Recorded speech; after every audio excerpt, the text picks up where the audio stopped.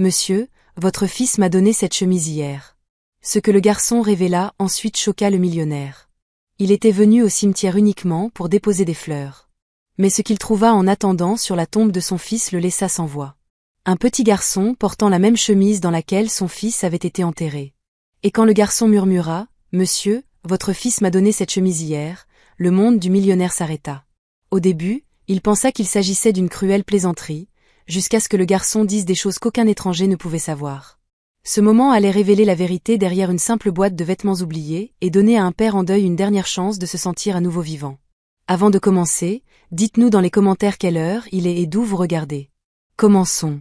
Le vent cet après-midi-là était lourd, épais avec l'odeur d'herbe coupée et de pluie qui ne venait jamais. Ethan Cole se tenait seul près de la tombe de son fils, les lettres gravées encore nettes malgré 2 ans d'intempéries. Liam Cole, fils bien-aimé, 2015 à 2021. Il fixait la photographie souriante incrustée dans le marbre. La chemise à rayures de Liam, aux couleurs vives de l'arc-en-ciel, se moquait du gris terne qui l'entourait. Ethan passa sa main dans ses cheveux parfaitement coupés, expirant entre ses dents serrées. « Joyeux anniversaire, champion », marmonna-t-il. « Tu aurais 8 ans aujourd'hui. » Sa voix se brisa sur le dernier mot. Il détestait ne pas avoir pleuré depuis plus d'1 an, et il n'allait pas recommencer. Pas ici. Pas là où chaque murmure du vent sonnait, comme sa propre culpabilité. Il s'agenouilla pour arranger les fleurs, le bouquet glissant de sa main. Et c'est alors qu'il entendit des pas derrière lui, petits, rapides.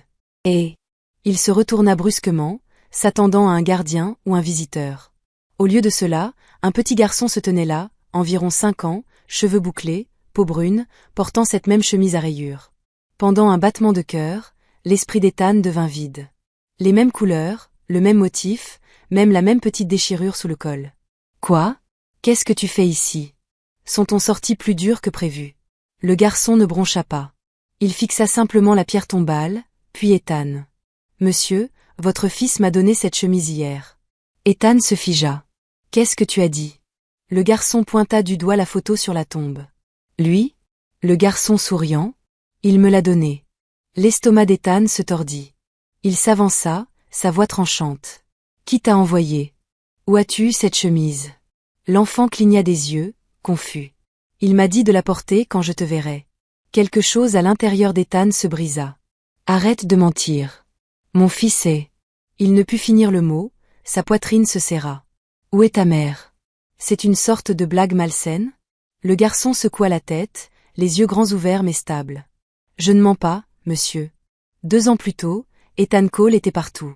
Magazines économiques, interviews télévisées, panneaux publicitaires, le plus jeune millionnaire de la technologie de l'État. L'argent l'avait rendu intouchable, ou du moins le pensait-il.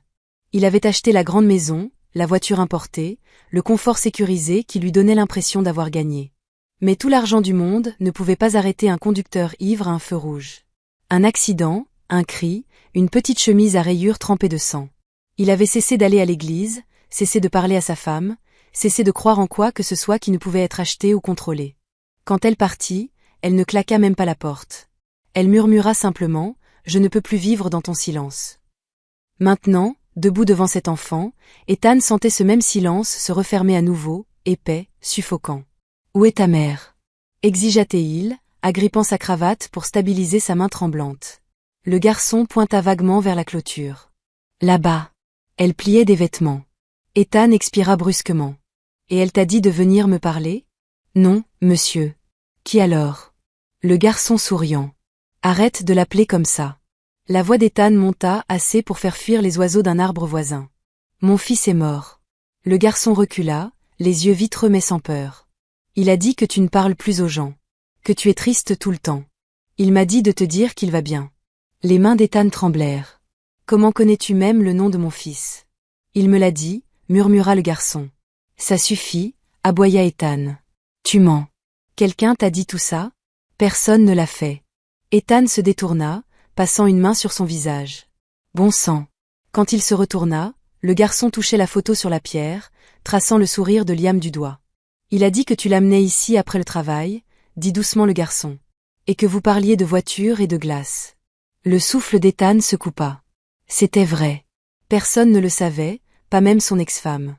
Il s'accroupit lentement. « Gamin, comment tu t'appelles ? » « Noah. » Eh bien, Noah, dit Ethan entre ses dents. Où as-tu eu cette chemise? Noah la regarda comme s'il la voyait pour la première fois. Dans la boîte près de l'église. Ma maman a dit qu'elle venait de la maison du gentil monsieur. Quelle boîte? Celle près du grand bâtiment avec la cloche. Il a dit qu'elle m'attendait. Ethan cligna fort des yeux, le cœur battant. Qu'est-ce que tu viens de dire? Noah croisa son regard. Il a dit, donne ça au garçon qui a encore besoin d'un père. Pour la première fois en 2 ans, Ethan ne put parler. Sa gorge brûlait. Il voulait crier, nier, mais sa voix lui fit défaut. Le garçon pencha la tête. Tu lui ressembles quand tu es triste. Ethan serra la mâchoire. Tu ne sais pas de quoi tu parles. Si, je sais, dit doucement Noah. Il a dit, tu riais avant, mais tu as oublié comment. Des pas craquèrent derrière eux. La voix d'une femme appela, Noah. Qu'est-ce que je t'ai dit à propos de t'éloigner? Ethan se retourna pour la voir, une jeune mère, yeux fatigués, mains encore poussiéreuses de déterge. Elle se figea en le voyant, puis regarda la pierre tombale. Je suis désolée, monsieur, dit-elle rapidement. Il ne veut pas faire de mal. Il a vu la photo et a dit que le garçon lui semblait familier. La voix d'Ethan sortit basse. Familier? Oui, dit-elle confuse. Il a dit qu'il l'a vu dans un rêve la nuit dernière. Ethan sentit le monde basculer. Un rêve. La femme hocha la tête mal à l'aise. Il n'arrêtait pas de dire que le garçon lui avait dit de venir ici. Je ne pensais pas qu'il s'enfuirait vraiment. Noah tira sur sa manche. Maman, c'est son papa. Les yeux de la femme s'adoucirent. Oh! Elle jeta un coup d'œil à la pierre tombale, réalisant. Je suis désolée pour votre perte. Ethan les fixa tous les deux, les mots emmêlés dans sa gorge. Noah le regarda une dernière fois. Il a dit, je peux garder la chemise, monsieur, mais il a aussi dit qu'elle est à vous si vous la voulez. La mâchoire d'Ethan se serra, les yeux brûlants. Il secoua lentement la tête. Garde-la, gamin. Le garçon sourit faiblement. Le même petit sourire de travers que Liam donnait quand il avait fait quelque chose de courageux. Et alors qu'il se retournait pour partir, Ethan murmura pour lui-même, à peine audible. D'où venait cette boîte? Ethan resta figé longtemps après que le garçon et sa mère furent partis. Le vent tirait sur sa veste de costume, mais il ne le sentait pas. Son regard était fixé sur cette chemise à rayures, celle qui disparaissait dans l'allée, lumineuse contre le gris du cimetière. Quand son chauffeur s'approcha finalement, Ethan marmonna, renseigne-toi sur cette église. Celle près de la laverie, près de la rivière. Oui, monsieur. Il n'expliqua pas pourquoi. Il ne pouvait pas. Sa poitrine lui faisait mal d'une manière qu'il n'avait pas ressentie depuis le jour où ils avaient enterré Liam. Le lendemain matin, il conduisit lui-même là-bas. Pas de chauffeur, pas de bouclier. La vieille église de pierre s'appuyait contre les nuages, comme si elle était fatiguée de tenir debout. Dehors, quelques bénévoles triaient des vêtements donnés dans des cartons. Excusez-moi, appela Ethan, sa voix rauque. D'où viennent ces vêtements? Une femme se retourna. Principalement de dépôts communautaires, monsieur. Des familles qui vident leurs rangements ou, elle s'arrêta, le reconnaissant. Oh, monsieur Cole, la boîte que nous avons reçue la semaine dernière venait de votre ancien domaine. Je pense que quelqu'un de votre personnel l'a donnée il y a des mois. La gorge d'Ethan se serra. Les affaires de mon fils. Elle hésita, lisant son visage. Je crois que oui. Des vêtements d'enfant, quelques jouets. De beaux articles, vraiment. Il se détourna, avalant difficilement. Les pièces commençaient à s'assembler.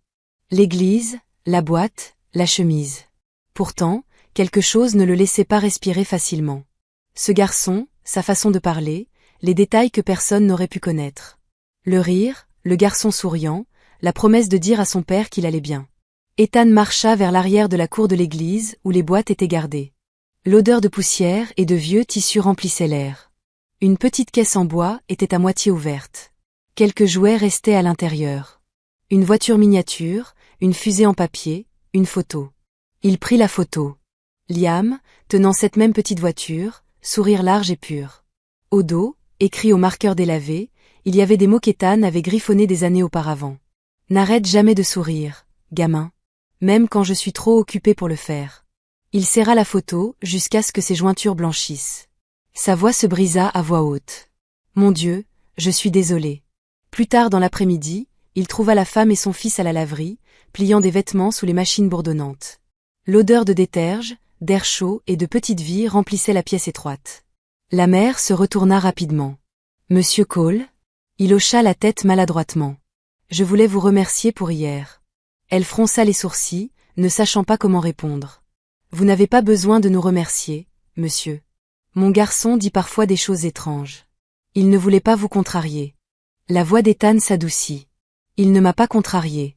Il m'a rappelé. Noah sortit de derrière le comptoir tenant un camion jouet. Bonjour, monsieur. Ethan s'agenouilla. Salut, mon pote. Le garçon sourit timidement. Avez-vous trouvé la boîte? Ethan hésita, puis hocha la tête. Oui, elle était à moi. Ou à mon fils. Noah toucha doucement la chemise à rayures. Il a dit que tu viendrais. Ethan expira, la voix tremblante. Il a dit ça, hein? Le garçon hocha la tête. Il a dit que tu serais triste, mais que tu saurais maintenant. Ethan regarda la mère, des larmes se rassemblant dans ses yeux. Comment sait-il ces choses? Elle secoua la tête impuissante. Je ne sais pas, monsieur. Il est juste comme ça parfois. Il rêve. Et quand il se réveille, c'est réel pour lui. Ethan avala difficilement. Peut-être que c'est réel. À sa façon. Il demanda s'ils avaient un endroit où vivre. Grace admit qu'il séjournait dans un refuge d'une pièce, jusqu'à ce qu'elle trouve un travail stable. Sans réfléchir, Ethan dit, je vais vous aider. Je ne pourrais pas accepter, commença-t-elle. Ce n'est pas de la charité, interrompit-il. C'est ce que mon fils aurait fait s'il avait grandi correctement. Elle se tut, l'émotion montant dans sa gorge. Merci, monsieur Cole. Ethan se tourna vers Noah. Tu es déjà allé au parc près du lac? Le garçon secoua la tête. Mon fils adorait cet endroit. Ta maman et toi devriez venir demain. Je te montrerai où il faisait la course avec ses petites voitures. Le visage de Noah s'illumina. Je peux apporter cette chemise? Ethan sourit faiblement. Tu ferais mieux. Elle te va mieux qu'elle ne m'a jamais été. Le lendemain était ensoleillé pour la première fois depuis des semaines. Au parc, Noah courait devant sur l'herbe, la chemise à rayures clignotant dans la lumière. Son rire portait dans le vent. Lumineux, sans peur, vivant. Ethan se tenait à côté de Grace, regardant. Il me rappelle lui, murmura-t-il. Elle sourit doucement. Peut-être que c'est pour ça que vous vous êtes rencontrés. Ethan hocha la tête, les yeux suivant le garçon. Ou peut-être que Liam savait que j'avais besoin d'une raison de revenir ici. Pour la première fois depuis des années, il sentit le poids dans sa poitrine se soulever. Le rire, les petits pas, le son de la vie qui repartait. Tout cela ressemblait au pardon. Quand Noah revint en courant, essoufflé, il tendit un pissenlit. Il a dit de te donner ça, sourit-il. Ethan cligna des yeux. Qui? Le garçon souriant. Le souffle d'Ethan se coupa. Qu'a-t-il dit? Les yeux de Noah s'adoucirent. Il a dit, dis à papa de ne pas travailler trop tard ce soir. Les lèvres d'Ethan s'entr'ouvrirent, mais aucun mot ne vint. Il sourit simplement, brisé, reconnaissant et entier à la fois. Il prit doucement le pissenlit. Tu peux lui dire que j'ai reçu le message. Le garçon hocha la tête et repartit en courant. Ethan regarda vers le ciel, le soleil chaud sur son visage. Merci, gamin, murmura-t-il. Et pour la première fois en 2 ans, Ethan Cole rit fort, réel et sans retenue. Le genre de rire qui résonne comme le foyer. Si cette histoire vous a touché, prenez une seconde avant de défiler. Aimez pour honorer chaque parent qui a perdu et appris à revivre. Commentez vos pensées. Que feriez-vous si cela vous arrivait? Et abonnez-vous pour plus d'histoires émotionnelles ancrées qui nous rappellent que même quand la vie prend tout, l'amour trouve toujours un moyen de revenir.